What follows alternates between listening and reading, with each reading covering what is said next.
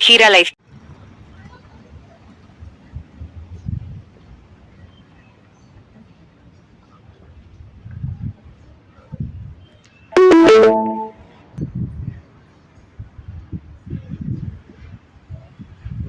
Era parte del Coricancha, ¿sí?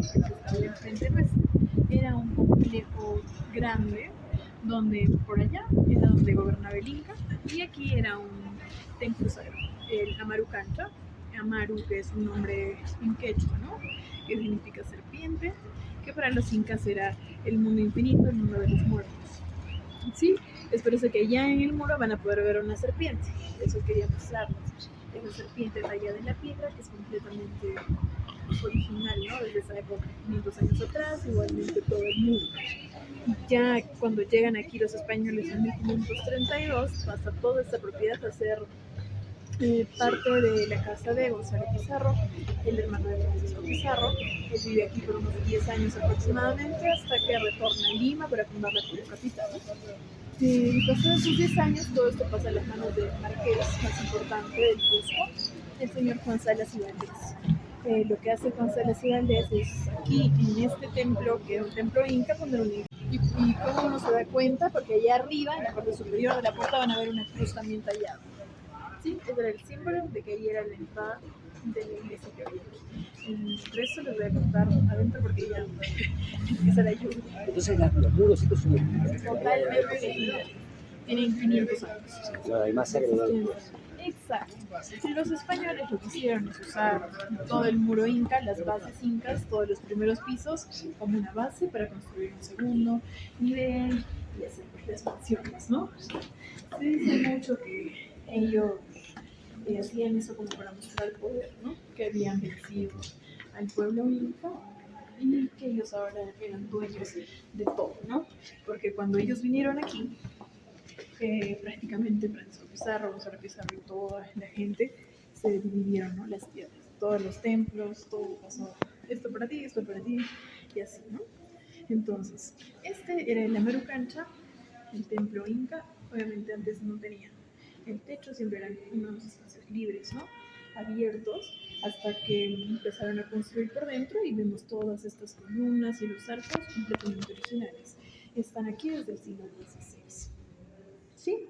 Entonces ya un poquito aquí vemos la arquitectura española, estos detalles españoles, como es entallado en piedra y todo eso, ¿no? Que antes obviamente los incas no lo hacían, ellos construían todo en forma geométrica, ¿verdad? En forma cuadrada, rectangular, eso era básicamente lo que ellos hacían, ¿no? Pero sí tenían una buena técnica que resistía a los temblores, a los terremotos, a todo eso, ¿no? Así es. Bueno, si vamos nosotros aquí, por ejemplo, en medio de esta mesa, vamos a ver una de las piezas, se podría decir, más importantes que tenemos aquí. Esta escultura que ven aquí se dice que es la Virgen María cuando era una niña, por eso es que la forma del rostro es más redondeado, ¿no? Esta escultura es del siglo XVIII, antes estaba en el altar que había aquí en la iglesia y siempre tiene una limpieza diferente, ¿no? Aquí no la podemos limpiar y listo, ¿no? Viene aquí el Instituto Nacional de Cultura y ya le hace todos los arreglos, ¿no? Y por este lado, el cofre que ustedes ven aquí, que es del siglo XVII, ¿sí? Antes estaba de igual manera en la iglesia que había aquí. Tenemos en total 3 de estos, parte de la colección privada, ¿no? La colección privada que tenía el marqués, porque todo lo que ven aquí era prácticamente del marqués. Tenemos este de aquí y allá atrás hay 2 más. Bueno, como pueden ver, la característica de los colores de esa época siempre eran los mismos. Usaban el rojo, el verde, el azul, el blanco y siempre el dorado, ¿no?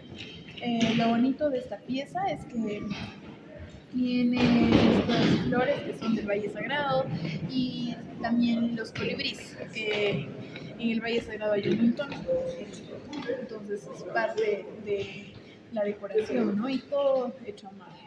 Se dice que aquí la esposa de Gonzalo Pizarro guardaba las joyas más preciadas que tenía, ¿no? Entonces al momento que él se fue a Lima, dejó esto, pero las joyas Sí, no, se las llevó. Así es. Pero sí, para nosotros esto es muy importante, ¿no? Aparte de que después que el marqués vivió aquí aproximadamente unos 40 años, solo tuvo un hijo y el hijo ya no tuvo descendencia, ¿no? Entonces pasa que cuando el hijo deja este lugar, todo queda en manos de la servidumbre y la servidumbre no se pudo hacer cargo, imagínense, de mantener todo este lugar, ¿no? Entonces queda prácticamente abandonado hasta que se convierte en un museo a inicios del siglo XX. Lo convierten en museo con todas las piezas de arte que quedaron aquí dentro, ¿no?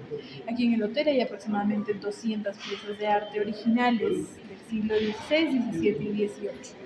Algunas de ellas son las pinturas que pueden ver detrás de recepción, que pertenecen a la Escuela de Arte Cusqueña, fundada por españoles en el siglo XVI. ¿Sí? Y respecto a la mesa que ven aquí y la alfombra, ya son una réplica de lo que tenía el marqués en esa época, ¿no? Porque imagínense si pusiéramos la alfombra original, realmente estaría, Lo pisarían. exacto, Claro. estaría estropeada porque es un lugar de alto tránsito, ¿no? Perfecto. Ahora vamos a ir por allá para mostrarles algunas pinturas. Estas piezas han sido encontradas en el hotel, parte de la cultura inca. Como pueden ver y como nosotros también reconocemos que fueron de esa época, porque los incas, toda la decoración que hacía era con líneas rectas. ¿Sí? Entonces aquí absolutamente todo es hecho con líneas rectas. Y por aquí abajo eran elementos de cocina, que servían prácticamente para moler la comida, ¿no? En lugar de las licuadoras. El mortero o pani, que muchos lo conocen, que era como una licuadora, y hasta el día de hoy también el chef lo usa para algunas comidas aquí, porque el sabor es totalmente diferente, ¿no? O sea, exacto.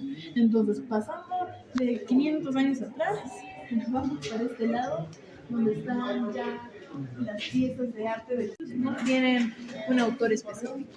En esa época no se acostumbraba a firmar las pinturas, ¿verdad? Entonces lo que hacían en esa época en la escuela cusqueña era pintar para las personas más importantes que gobernaban en ese momento, ¿no?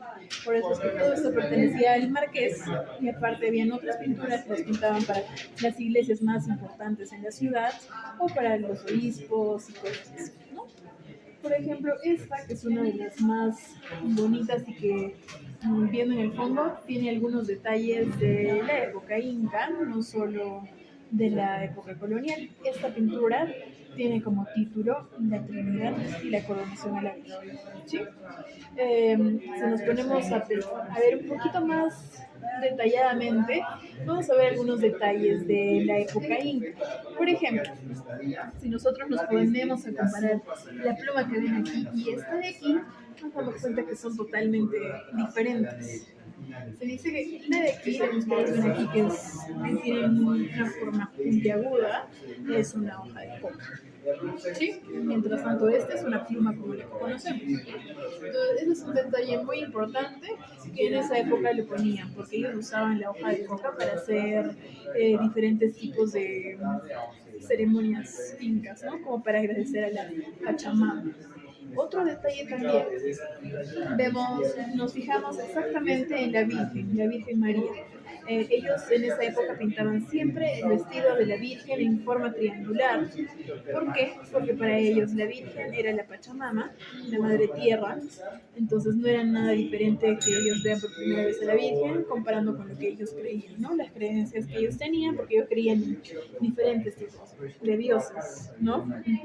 Entonces podríamos decir que aquí vemos a la Pachamama, la Madre Tierra, aquí la Luna era otro dios y alrededor de la cabeza el dios Sol, el Inca. Exacto. Y también siempre una característica era pintarle flores al vestido para que simbolice la naturaleza, ¿no? Que eso era lo que ellos querían comunicar. En esa época, los españoles enseñaron a personas que vivían aquí, cusqueños, a pintar. Y ahí es así como dejan la parte de los cerámicos por este tipo de obras de arte, ¿no? Y ya después, pasado el tiempo, llegaron aquí diferentes artistas italianos, franceses, y ya empezó a cambiar un poco de la forma en la que ellos pintaban, ¿no? Dejaron de usar mucho los colores rojo, verdes, para usar ya también otros colores más suaves, ¿no? Que podemos ver hasta la actualidad. Así es. Listo, ahora nos vamos a ir al otro extremo de la receta. Importante, muy bonita y muy característica, porque prácticamente en aquella época existían este tipo de arcángeles arcabuceros, así los llamaban por el arcabuz, ¿no? Este tipo de arma de fuego que pintaban siempre con los arcángeles en lugar de poner una espada, ¿no? O un instrumento musical, que era lo más común que se veía. ¿Y por qué lo hacían? Porque en esa época el pueblo inca relacionaba mucho el sonido del disparo con el dios trueno, que era un dios que ellos tenían. Y es por eso que ellos se atreven a pintar un arcángel, una divinidad, con un arma de fuego, ¿no? De igual forma, toda la ropa, la vestimenta que ven, se dice que es copiada de los españoles, que ellos llegaron así aquí al Cusco por primera vez con este tipo de ropa, ¿no? Que es un tipo de ropa que usaban en esa época los soldados españoles. Y aparte, si vemos en el sombrero, hay plumas de colores. Prácticamente en la época inca, solo los gobernadores, los incas, usaban plumas de colores en sus coronas, ¿no? Y es por eso que aquí también en el arcángel le ponen esas plumas para diferenciar que es una divinidad. Así es. Y por eso es que van a ver muchas pinturas de esa época con el arcabuz, y así también van a poder diferenciar qué pinturas pueden ser originales y cuáles no.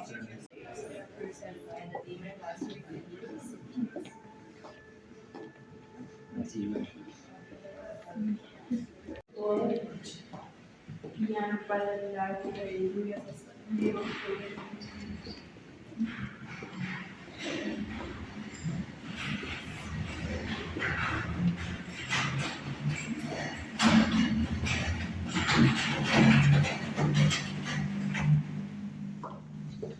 No vamos a hacer ninguna modificación porque es parte del patrimonio nacional de cultura de la UNESCO.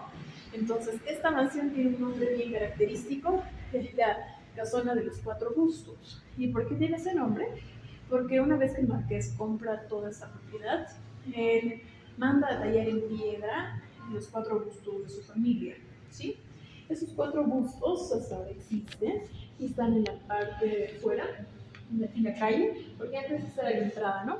Hacia toda la mansión, y en un tiempo fue la entrada también del hotel. Y allá arriba van a poder ver los cuatro bustos, después está el escudo familiar, y encima del escudo hay una ventana con una columna de mármol, que ahí era la habitación principal del marqués. Hasta ahora absolutamente todo eso se mantiene, ¿no? Sufrió algunos daños con el terremoto que hubo aquí en el año 50, porque antes el muro inca cubría absolutamente todo, está bien en la parte de afuera, y ahora está con la mitad. En este lugar, ahora que está lloviendo, o no sé, si no les importa.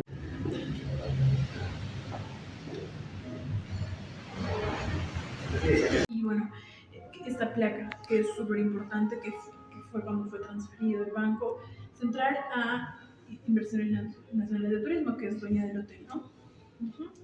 Como con condición de que cuide todo lo que hay acá, ya que estaba prácticamente bien abandono. Y en 1924 prácticamente sirve mucho para conservar la comida, ¿no? Ustedes ingresan, van a sentir que el frío... Es una tienda ahora. Aquí guardamos jamones y quesos, niños también.